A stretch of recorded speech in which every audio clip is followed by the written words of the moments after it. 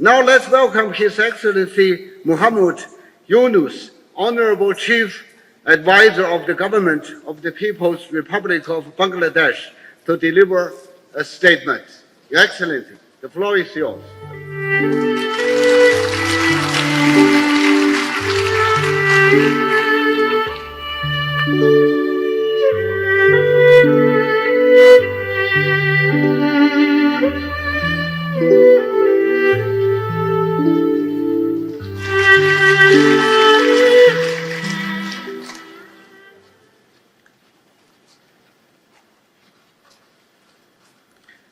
His Excellency Mr. Deng Xuxiang, Executive Vice Premier of the State Council of the People's Republic of China,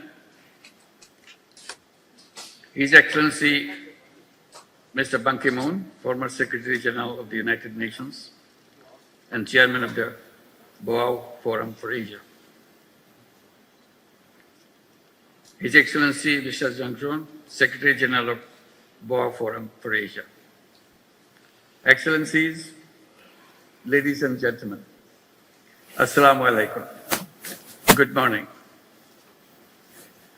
Thank you for inviting me to share my thoughts at this forum on the timely theme of Asia in the changing world towards a shared future.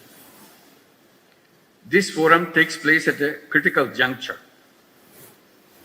Global governance under multilateralism is being questioned. Geopolitical tensions are rising. Climate change is escalating. Debt burdens are unsustainable. Humanitarian crises are growing. Political will for development cooperation is weakening. The world is facing an alarming shortfall in collective action.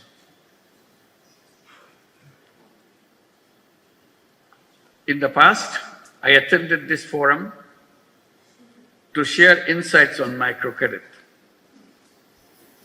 Today, I stand before you in a different capacity, representing a Bangladesh that underwent a historical transformation in July-August last year. The world witnessed a people united against oppression and corruption. Our youth and citizens demonstrated exceptional resolve and strength to redefine the future of Bangladesh. To restore public trust, we have initiated critical reforms. Independent commissions have been launched to reform the electoral system, judiciary, civil administration, law enforcement. These reforms, when implemented, will bring about fundamental transformation for our nation. Excellencies, as we build a new Bangladesh, we face multiple challenges which are shared by other Asian countries. In particular, global financial market instability, political uncertainties, diplomatic tensions, and trade disruptions create volatility. Rising interest rates and debt servicing costs are deepening Asia's debt crisis. Despite global commitments to the 2030 agenda, progress is slow. Only 24% of SDG targets have been met. Developing Asian countries face an SDG financial gap of 2.5% to $4 trillion annually. Beyond SDG financing, Asia also needs large-scale investments in infrastructure and economic diversification through responsible financing. Food security is under increasing pressure. Rising prices of essential commodities are straining household budgets, especially for low-income families. Climate change and natural disasters are exacerbating this crisis. The strengthening food supply chain is essential. Energy security is critical, especially for net importing developing countries. Energy supply disruptions drive inflation, economic instability, and debt distress. We must find sustainable energy solutions and scale up investments in renewables. Investing in health and education is critical and crucial for human capital development. A well-educated, skilled workforce drives economic growth and innovation. Countries that invest in universal healthcare see better economic productivity. Digital education, vocational training must be expanded to equip our youth for the jobs of the future. Distinguished audience, our civilization is at risk as we continue to embrace self-destructive economic values. The dominant economic model thrives on limitless consumption. It justifies over-extraction of resources and environmental degradation in the name of growth. We must shift towards sustainable economic models that prioritize people and the planet over the profit. The climate crisis poses an existential threat to humanity. In Asia-Pacific region, climate disaster-related economic losses are already enormous, which is equivalent to $65 billion. Climate vulnerable countries like Bangladesh are forced to divert resources towards disaster response, limiting investments in productive sectors. We need new, additional, accessible, non-ODA, non-debt creating grant-based climate finance with an equitable distribution between adaptation and mitigation. Universal access to life-saving medicines and technologies must be guaranteed. The COVID-19 pandemic was a wake-up call, highlighting deep inequalities in global health system.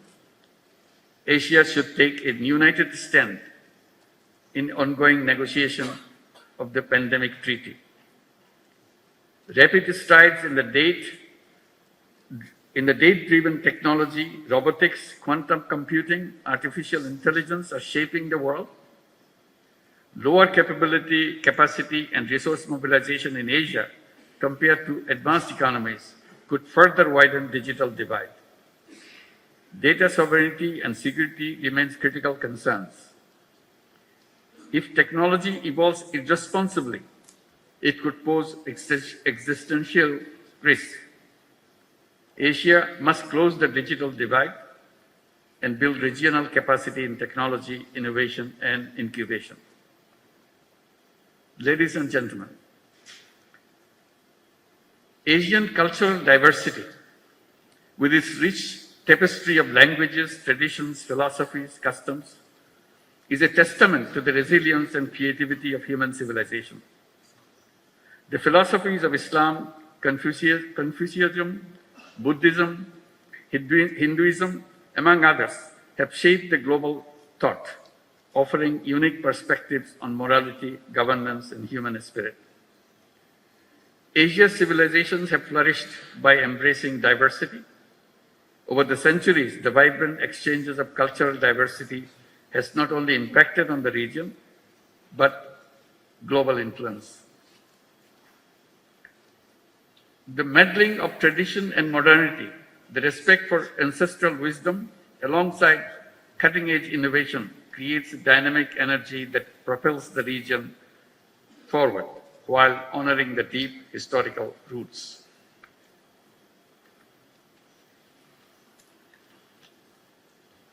Asia's demographic dividend presents immense potential. A growing workforce, particularly young people, can drive innovations and productivity. We must provide them access to finance for entrepreneurship and sustainable solutions. investing in human capital and in education system aligned with the evolving global job market will shape Asia's future competitiveness. Women's labor force participation in Asia remains low. Gender gaps persist in leadership and decision-making. We must remove barriers to women economic empowerment and ensure equal access to opportunities. In today's polycrisis world, wars and conflicts erode rights and disrupt economics. The genocide in Gaza continues despite global condemnation. The crisis in Palestine is not just an Arab or a Muslim concern, it is a humanitarian issue. The continued tension in Ukraine is heavily tolling on our global supply chain. The protracted crisis in Myanmar threatens regional stability.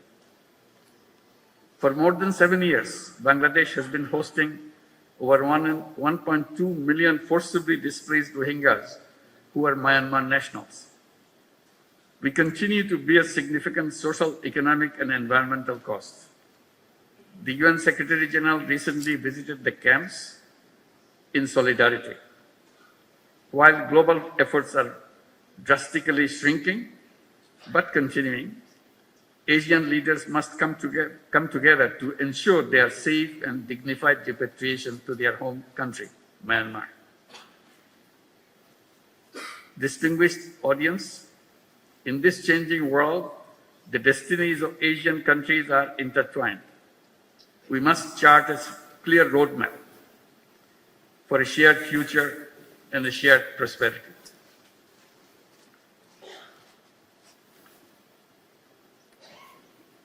First, financial cooperation.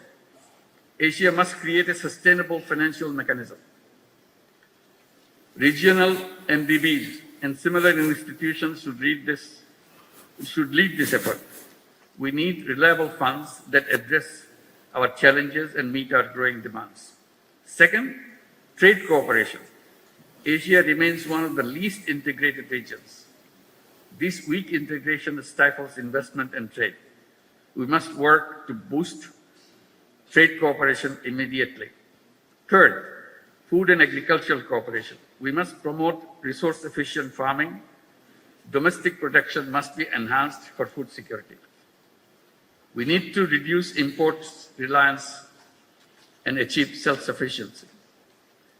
Expanding tech-based sustainable agricultural solutions and innovations in regenerative and climate-smart farming is key. Finally, mobilizing intellectual resources and youth power must be at the center of our collective actions. We must lay the foundation for a new civilization, a self-preserving and self-reinforcing society. We must create a world of 3 zeros.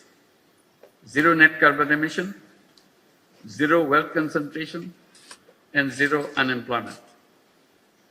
Our economy should focus on social business, which is increasingly regarded as to chart the future of business, where innovation, purpose, and responsibility converge.